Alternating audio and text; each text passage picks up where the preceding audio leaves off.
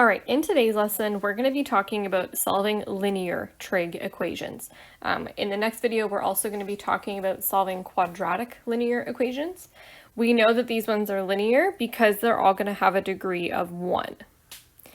When you're solving a linear trig equation, essentially your goal is to move everything to one side of the equation and then isolate for x.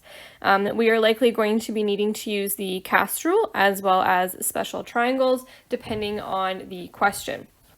Now recall that solving means that you're looking for all possible angles.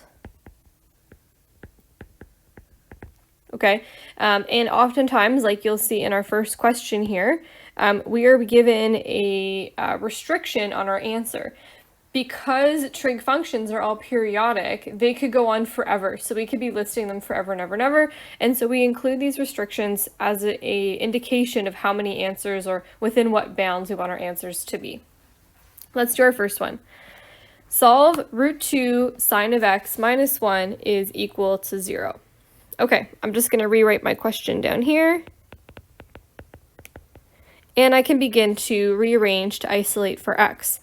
I'm going to move my 1 to the other side. It'll become positive 1. And then I can divide both sides by root 2. This is starting to look like a special triangle just in our answer here. So which special triangle are we dealing with? Just at the top of the page here, I'm going to redraw them so that we've got them for reference.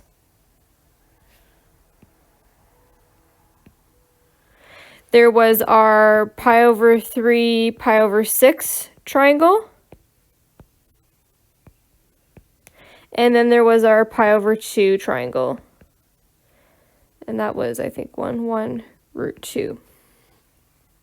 So it looks to me like our sine of x is equal to 1 over 2 actually matches with our it should be pi by 4, not pi by 2. Our pi by 4 triangle. Because sine of pi by 4 is going to be opposite 1 divided by root 2. Amazing. So we know that x is going to be equal to pi over 4. Now the question is this the only answer within our range of 0 or between 0 and 2 pi? Let's take a quick sketch here and see. Our answer here, our sine of x, was positive, and so I know that it's going to be in my quadrant 1 because that's where everything is positive. So I'm going to apply my cast rule here just as a reminder, and I'm going to draw it out. This is my pi over 4, my root 2, and my 1. And sine is positive, not only in quadrant 1, but it's also positive in quadrant 2.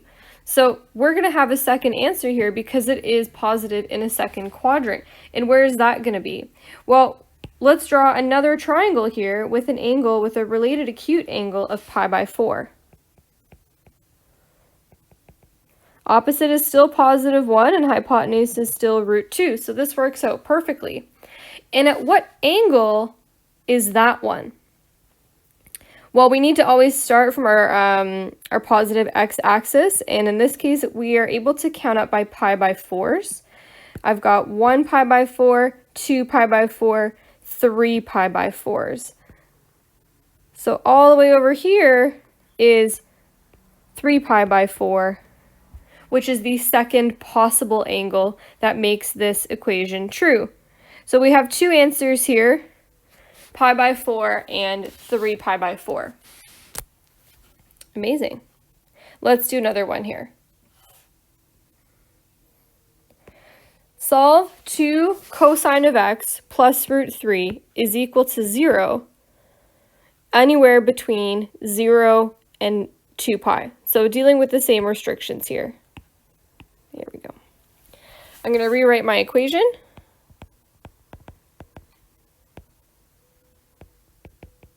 And now let's isolate for x.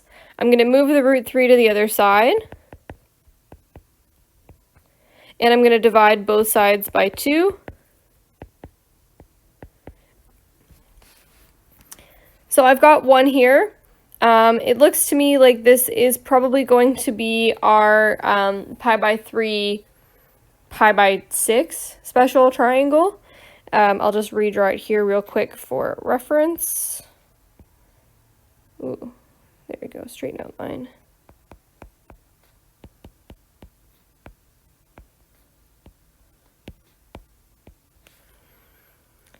Okay, and it looks to me, remember that cosine is adjacent over hypotenuse.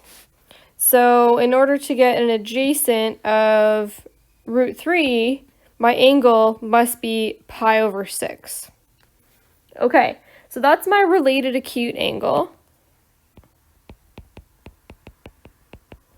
But that's not my actual angle. And the reason why it's not my actual angle is because, look, my answer is negative here.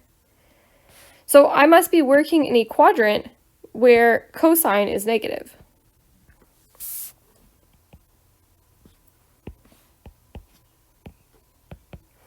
And where is cosine negative? It's negative in quadrant 2 and in quadrant 3. So let's see what it looks like. Let's draw terminal arms with the related acute angle of pi over 6 in both quadrant 2 and quadrant 3.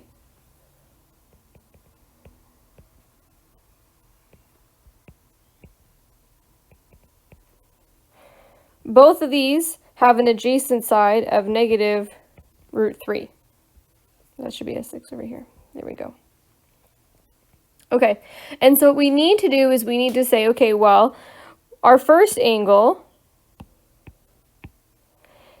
starts at the positive x-axis and comes over here and lands at this terminal arm.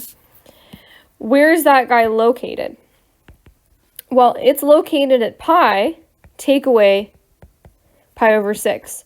Recall that 180 is pi. This straight line is pi, and we're just going up by pi over 6. And so this is going to be 5 pi over 6. Similarly, for my second angle, it's going to go all the way that way. This time we're going to be starting at pi, and we're going to be going up by pi over 6. And so my answer will be 7 pi by 6. Those are the only 2 possible answers within the range that we've been provided.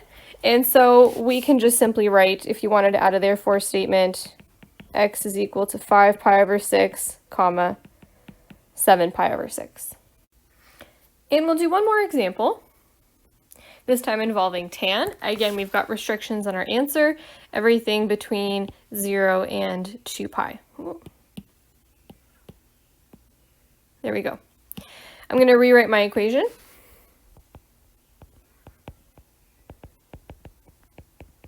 And then isolate for x.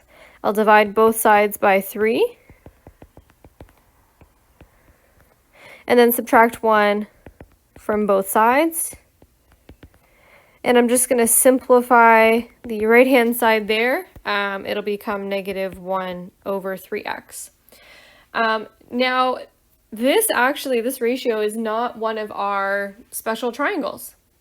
It's not. There's no 1 and root or positive 3, 3 number that exists. The only 3 option that I have is in my pi over 6, pi over 3 triangle, and even then the 3 is a square root of 3. It's not actually 3.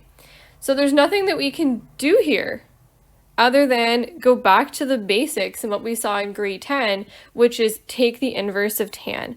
So literally what I'm going to do is I'm going to take the inverse of tan of negative 1 over 3. And I want to make sure that I'm working in radians here. Tan inverse of negative 1 divided by 3 is about negative 0.32. There's a lot of decimals there, but I'm just going to round to 2. Okay. What does this even look like? Let's draw it.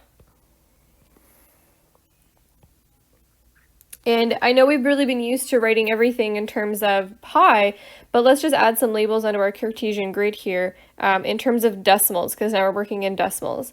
So we know that we start at 0, and we know that 180 degrees is pi, which is about 3.14. And so another lap, another halfway, the end would also be 6.28. It would be double that. And what is pi over 2 then? I'm literally just going to go with 3.14 divided by 2. This is about 1.57. And then, so this one's going to be 4.71. Okay. So there's about 1.5 in each of these. And the value here that I have is negative 0.32. So negative means I'm working backwards, and it's going to be backwards by 0.32. I don't know, something like this.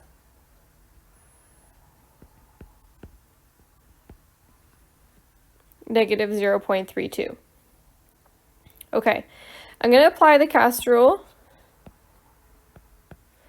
because when I go back a few steps into my question, I can see that tan of x is negative. My ratio is negative. And so where is tan negative? Tan is going to be negative in quadrant 2 and in quadrant 4. So perfect. I've already got my quadrant 4 answer. I just can't have it be a negative number because look, my restrictions say anything between positive and 2 pi. So I can't have a negative 0.32. That's not an option for me. I need to change this so that it's going to be a quote-unquote proper answer. So our very first one is we need to start from our positive x-axis and go all the way around. What that's going to look like simply is if I go, 6.28 subtract 0.32. 6.28 subtract 0.32 is equal to 5.96. Perfect. Okay, the other one that we're going to add here is in our quadrant 2. So I'm going to go like this. My related acute angle, once again, is 0.32. Okay, and in order to figure that one out, once again, I start from the positive x-axis. I'm going to come around, and here I'm going to do 3.14, take away 0.32. And your answer there would be 2.82. Okay, and so if I wanted to conclude, if I wanted to write a therefore statement, I could say, therefore, x is equal to 2.82, comma, 5.96. Okay, and that's that. So either you're using your special triangles or you are forced to round. If you can use your special triangles, use your special triangles for precision, and it's pretty straightforward. Great work, everybody.